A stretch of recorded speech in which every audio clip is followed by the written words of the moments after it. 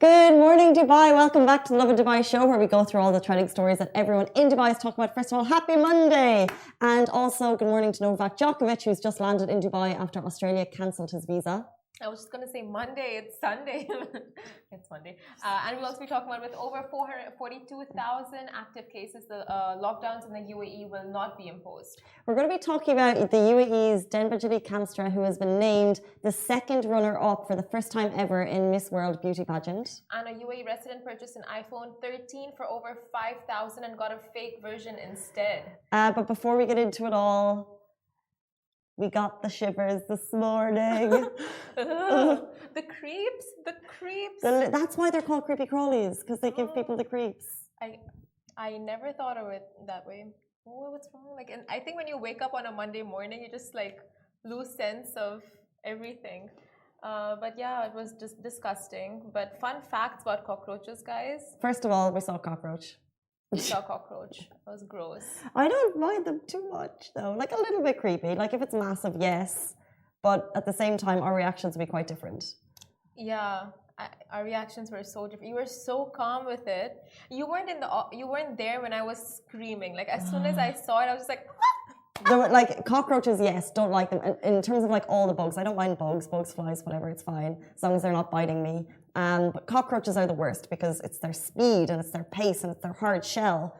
However, people screaming about cockroaches is 10 times worse than the cockroach itself.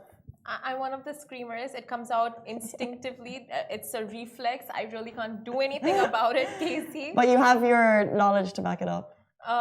Yeah. And a lot of fun facts about cockroaches I've come to know of in the last couple of days. Firstly, they play dead. Cockroaches play dead. Oh, okay. Got it. So you step on them and they literally just freeze there for a good few seconds. And when they feel the coast is clear, they'll quickly turn back around and they'll just start crawling back or hide or something. When you say play dead, though, I feel like they run to a dark place and they wait there until they have the freedom to keep going. That too.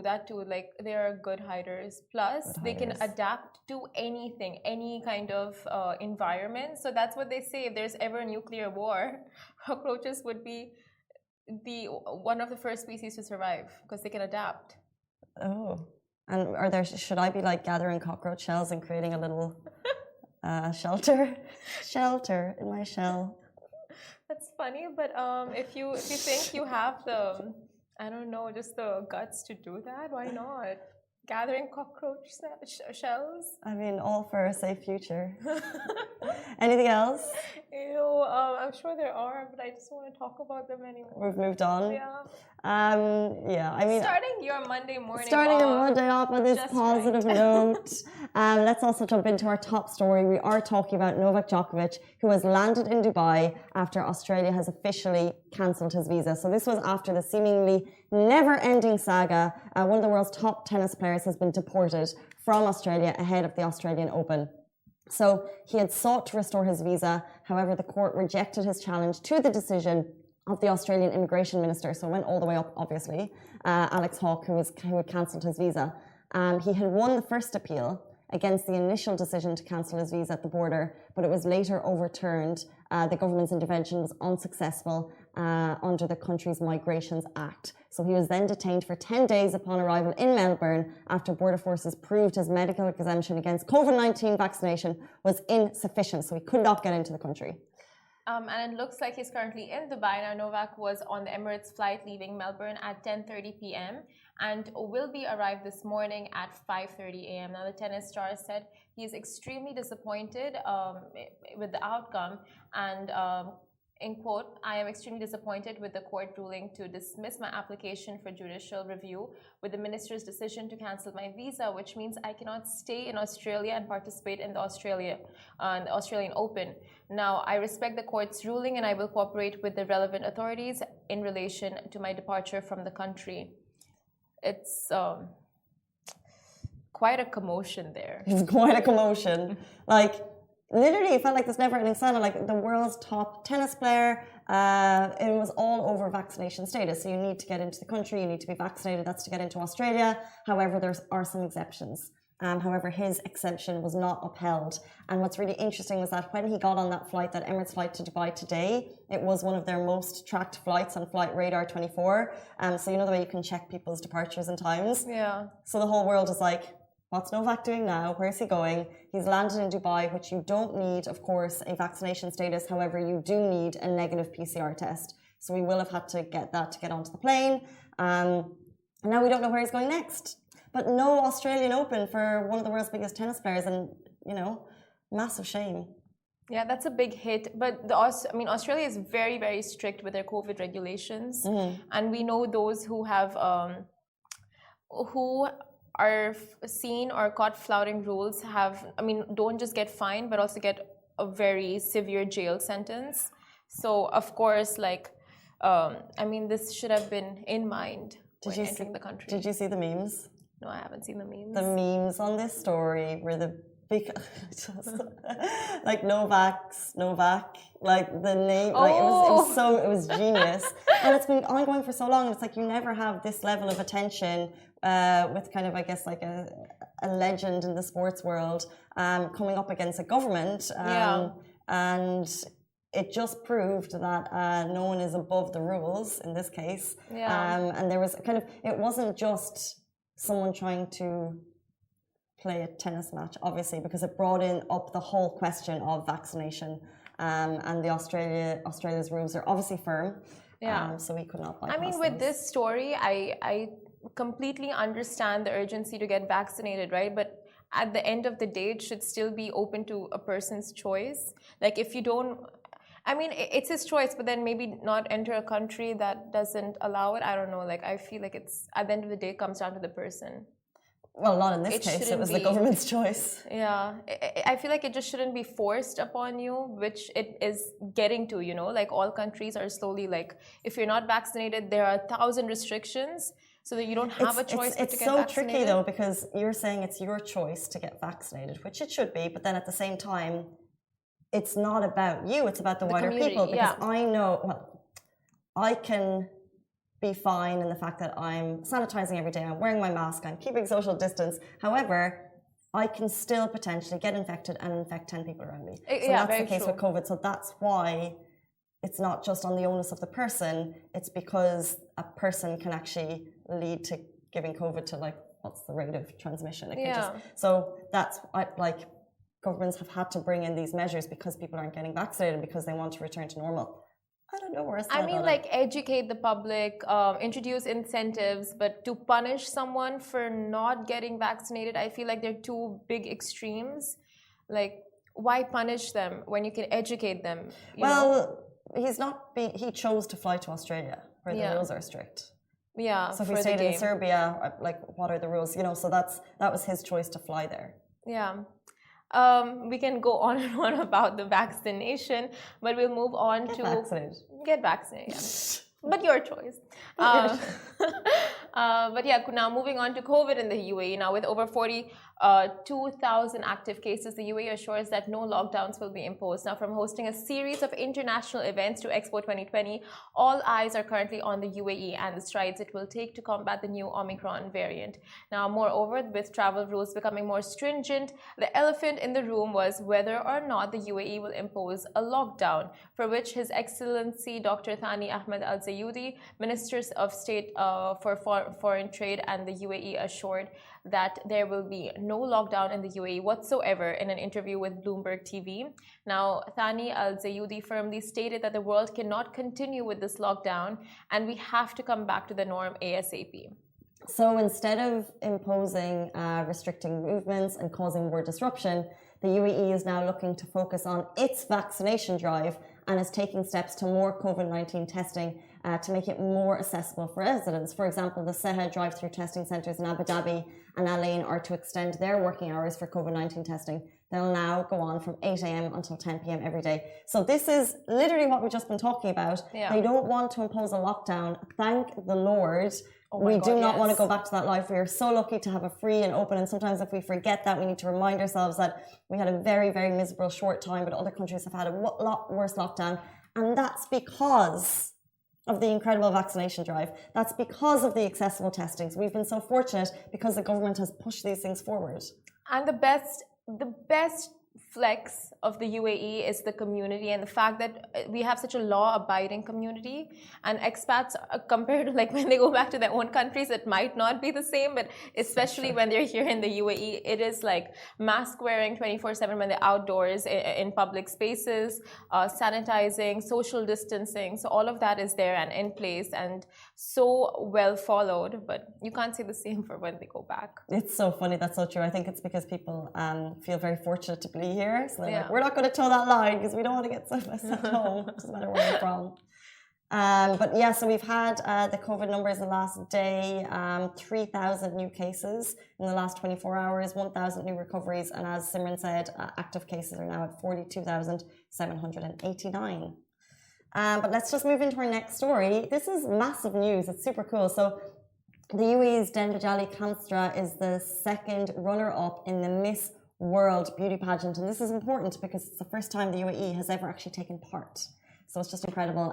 She dazzled at the Miss World pageant, which took place yesterday. She's actually a former Emirates airline employee, and she represented the UAE for the very first time in the pageant's entire history, which makes her win actually historic.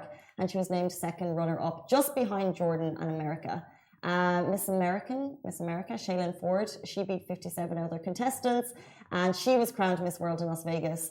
And this is the first time Miss Jordan, Jacqueline Stapp also took part. So just like any pageant, the contestants wear their national costumes, they wear swimwear if they choose to, evening wear, and they get interviewed to put their public speaking skills to the test. Oh my God, public speaking skills. Are you good at that though? Not really. I struggle. As I said, I was like public speaking to the test. No, public speaking for me is just like like this is okay, right? People, I mean, I have the biggest stage frights. People always go like, but you present, but this is, there are no humans here, right? You don't have a huge crowd. No one's watching, no one's watching us. No, not online. I agree. Speaking in front of people, in front of a crowd is much more difficult than this. Yeah, I mean, kudos to those who can do it, and Debanjali is definitely one of them. But not only did Kamstra win third place, but she also won most exotic costume. She absolutely stunned the judges as well as the audience in her award-winning Falcon-inspired costume. And if you guys can see the visuals beside us, it's out of this world. Now, the whole outfit was made entirely of gold fabric and is tied together with a floor-length feather cape. Now, the headpiece, the huge shoulder pads, everything about this outfit was definitely a banger 10 on 10. Now, Debanjali Kamstra dazzled, and she completely dazzled at the pageant. She was a superstar. She was such a superstar. Like I would hope to be if I ever went and represented the Miss UAE. But with that headpiece. So exotic, like such a correct definition of the piece. Just exotic. What's cool is that, okay, so she was a Dubai resident for 13 years. She was former Emirates. And to be able to represent the UAE in the world stage is so incredible. In her interview, she actually said, she spoke about her charitable efforts in the Middle East, and also about being the pioneering UAE contestant I'm representing for the first time in this platform. And if I become Miss World, I will do a lot for the people of determination, and I want them to have jobs, and I want to support children with autism because they are all inclusive. So she's kind of very much sending that message that the UAE wants to promote, which is tolerance and inclusivity, which is great. It is, and the fact that, I mean, that she wants to do so much with the, once you are in these pageants, there is a certain amount of influence you get. So with that, she wants to work on these topics, and she wants to take part in these initiatives, which is brilliant. And the best thing about these pageants is that it really shows, it gives people from, you don't have to be privileged to join these pageants, to take part in these pageants. And it shows like there is no limit to dreaming, and dreams have no limits. So, I mean, it's always a refreshing thing to watch them win and just, I don't know, like hear their life stories, because they don't come from a place of like a lot of, like their parents are well off or their families are well off or a rich background. 100% agree. Speaking of rich, we will move on to our next story about an iPhone 13 that was bought for 5,000 plus, and a fake version was sent over instead. Now, a UAE resident, Francis Lamas, purchased the new iPhone, which is a 512 GB iPhone 13 Pro Max, for 5,970 dirhams, and he bought it online. But what ended up getting delivered was a total shocker. So basically, instead of getting a legit phone, what arrived was a duplicate with an Android system. Now, the box looked legit, but when he opened the iPhone, it was an Android recovery. That was what was displayed on the screen, and the Amazon ad which he clicked stated new Apple iPhone 13 Pro Max with FaceTime, 512 GB graphite.